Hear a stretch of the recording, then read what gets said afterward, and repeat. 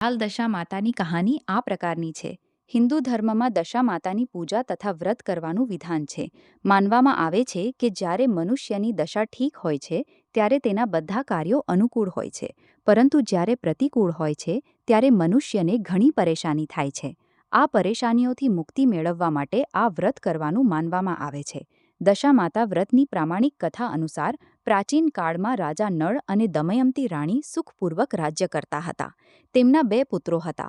તેમના રાજ્યમાં પ્રજા સુખી અને સંપન્ન હતી. એક દિવસની વાત છે. તે દિવસે હોળી હતી. એક બ્રાહ્મણી રાજમહેલમાં આવી અને રાણીને કહ્યું, દશાનો ડોરો લો. વચ્ચે તેણે પૂછ્યું, હા રાણી સાહેબા, આજના દિવસે બધી સુહાગન મહિલાઓ દશા માતાનું પૂજન અને વ્રત કરે છે તથા આ ડોરાની પૂજા કરીને ગળામાં પહેરે છે, જેથી પોતાના ઘરમાં સુખ સમૃદ્ધિ આવે છે. તેથી રાણીએ બ્રાહ્મણી પાસેથી ડોરો લીધો અને વિધિ અનુસાર પૂજન કરીને ગળામાં બાંધી દીધો. થોડા દિવસ પછી રાજા નળે દમયંતીના ગળામાં અધૂરો પડેલો ડોરો જોયો. રાજાએ પૂછ્યું, એટલા સોનાના ઘરેણાં પહેર્યા પછી પણ તમે આ ડોરો કેમ પહેર્યો છે? રાણી કંઈ કહે તે પહેલાં જ રાજાએ ડોરાને તોડીને જમીન પર ફેંકી દીધો. રાણીએ તે ડોરાને જમીન પરથી ઉપાડી લીધો અને રાજાને કહ્યું, આ તો દશા માતાનો ડોરો હતો. તમે તેનું અપમાન કરીને સારું નથી કર્યું. જ્યારે રાત્રે રાજા સૂતા હતા ત્યારે દશા માતા સ્વપ્નમાં એક બુઢિયાના રૂપમાં આવી અને રાજાને કહ્યું, રાજા, તારી સારી દશા જઈ રહી છે અને ખરાબ દશા આવી રહી છે. તે મારું અપમાન કરીને સારું નથી કર્યું. આમ કહીને બુઢિયા દશા માતા અંતર્ધાન થઈ ગઈ. હવે જેમ જેમ દિવસો વીતતા ગયા તેમ તેમ થોડા જ દિવસોમાં રાજાના ઠાઠબાઠ, હાથી ઘોડા, લાવ લશ્કર, ધન ધાન્ય, સુખ શાંતિ બધું નષ્ટ થવા લાગ્યું. હવે તો ભૂખે મરવાનો સમય પણ આવી ગયો.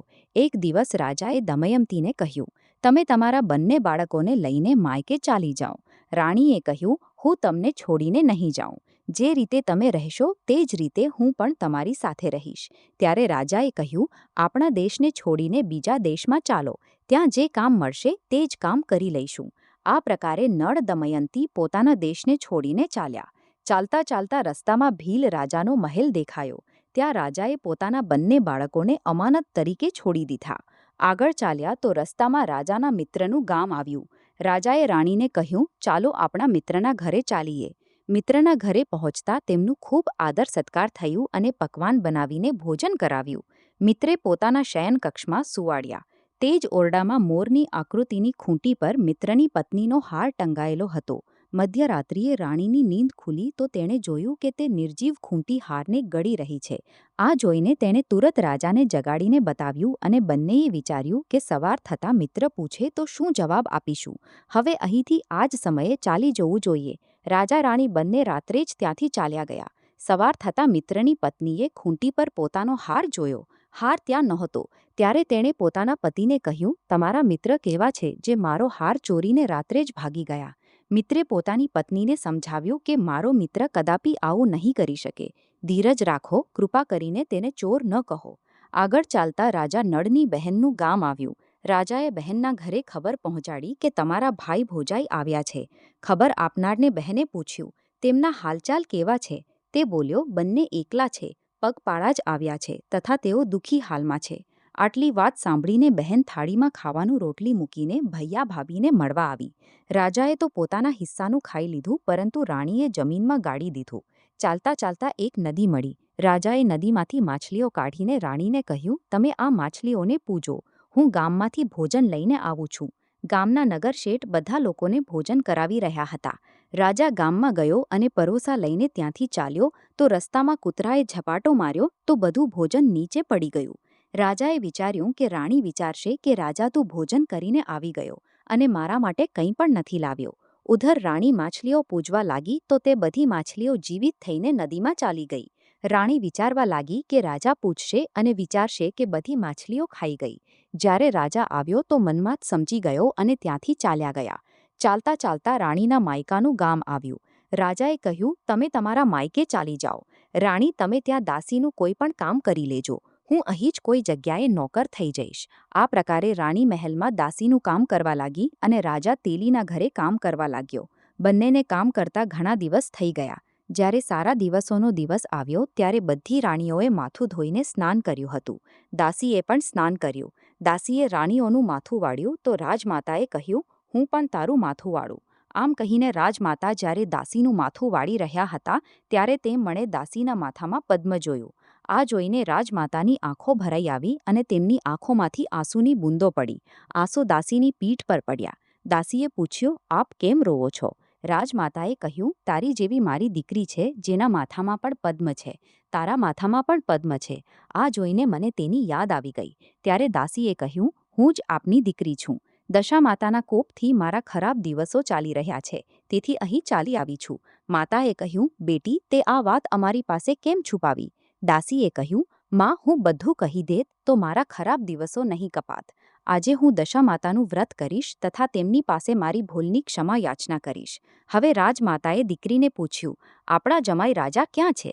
બેટીએ કહ્યું, તે અહીં જ કોઈ તેલીના ઘરે કામ કરી રહ્યા છે. હવે ગામમાં તેમની શોધ કરવામાં આવી અને તેમને મહેલમાં લાવવામાં આવ્યા. જમાઈ રાજાને લઈને આવ્યા, તેમને સ્નાન કરાવ્યું, નવા વસ્ત્રો પહેરાવ્યા અને પકવાન બનાવીને તેમને ભોજન કરાવવામાં આવ્યું. હવે દશામાતાના આશીર્વાદથી રાજા નળ અને દમયંતીના સારા દિવસો પાછા આવી ગયા. થોડા દિવસ વીત્યા પછી તેમણે પોતાના રાજ્ય જવાનું કહ્યું. ત્યારે વિભિન્નના પિતાએ ખૂબ સારો ધન, લાવ, લશ્કર, હાથી, ઘોડા વગેરે આપીને દીકરી જમાઈને વિદા કર્યા. રસ્તામાં તે જ જગ્યા આવી જ્યાં રાણીએ માછલીઓને પૂજી હતી અને રાજાના હાથમાંથી કૂતરાએ ઝપાટો મારીને ભોજન જમીન પર પાડી દીધું હતું. ત્યારે રાજાએ કહ્યું, તમે વિચાર્યું હશે કે મેં એકલા ભોજન કરી લીધું હતું, પરંતુ કૂતરાએ ઝપાટો મારીને ગિરાવી દીધું હતું. હવે રાણીએ કહ્યું, આપે વિચાર્યું હશે કે મેં માછલીઓ ભૂંજીને એકલી જ ખાઈ લીધી હશે, પરંતુ તે તો જીવિત થઈને નદીમાં ચાલી ગઈ હતી. ચાલતા ચાલતા રાજાની બહેનનું ગામ આવ્યું. રાજાએ બહેન પાસે ખબર મોકલી. ખબર આપનારને પૂછ્યું કે તેમના હાલચાલ કેવા છે. તેણે કહ્યું કે તેઓ ખૂબ સારી હાલતમાં છે. તેમની સાથે હાથી, ઘોડા, લાવ, લશ્કર છે. આ સાંભળીને રાજાની બહેન મોતીઓની થાળી સજાવીને લાવી. ત્યારે રાણીએ ધરતી માતાને પ્રાર્થના કરી અને કહ્યું, માં, આજે મારી અમાનત મને પાછી આપ. તો શું થયું કે જ્યાં કાન્હા રોટલી કાપી હતી તે જગ્યા ખોદતા રોટલી તો સોનાની અને કાંડો ચાંદીનો થઈ ગયો. આ બંને વસ્તુઓ બહેનની થાળીમાં નાખી દીધી અને આગળ ચાલવાની તૈયારી કરવા લાગ્યા.